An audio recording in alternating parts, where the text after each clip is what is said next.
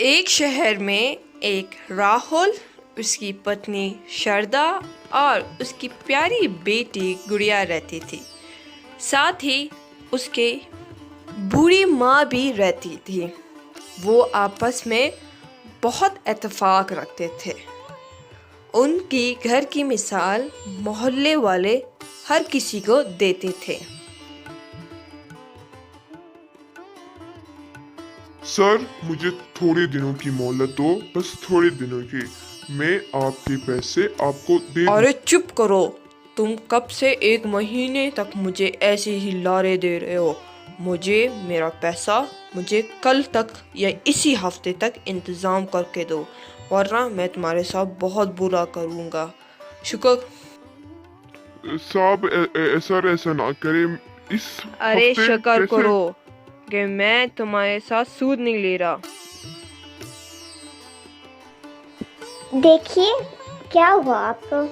आप मुझे बहुत परेशान लग रहे हैं। शारदा, मैं तुम्हें क्या बताऊं, मुझ पे बोझ हो गया, पहाड़ों का बोझ है मुझ पर। मैंने हाल ही में कुछ पैसे लिए थे, बिजनेस में डाले, तो बिजनेस में जितने भी पैसे थे वो सारे डूब गए। अब न जाने वो मैं पैसे कैसे करूँ। फिक्र ना करें, कुछ तो इंतज़ाम आप कर ही लेंगे, मुझे आप पर यकीन है। और आप इतनी ज़्यादा टेंशन मत लिए।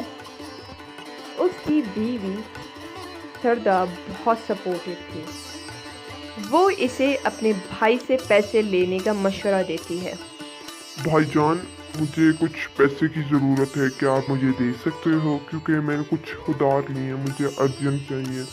अब बस आपसे ही एक वो है। तुम्हें बताया तो था राहुल कि मेरे बच्चों को मैंने महंगे स्कूल में डाला तो सारे पैसे वहीं चले गए। अभी मेरे पास इतने पैसे नहीं हैं और वैसे भी मेरे घर के हालात सही नहीं चल रहे हैं। तुम राहुल ऐसा करो, किसी से उधार ले लो, मेरे पास तो पैसे नहीं हैं। तुम्हें तो पता ही है कि कितने मेरे बच्चों का खर्चा है और घर में कितने मेरे बच्चे हैं। यानी कि इसका भाई साफ इसे पैसे देने से इनकार करता है।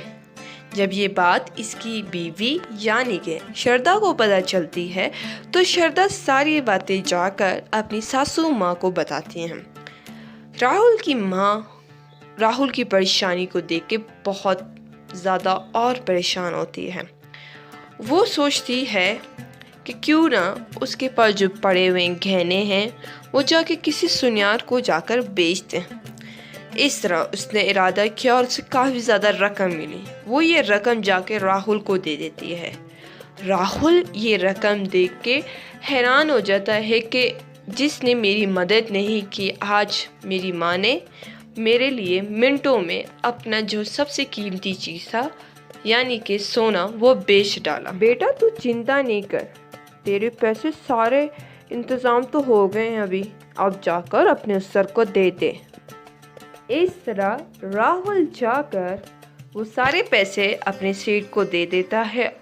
तो प्यारे बच्चों, फैमिली का होना बहुत ज़रूरी है और हमेशा इत्तेफाक से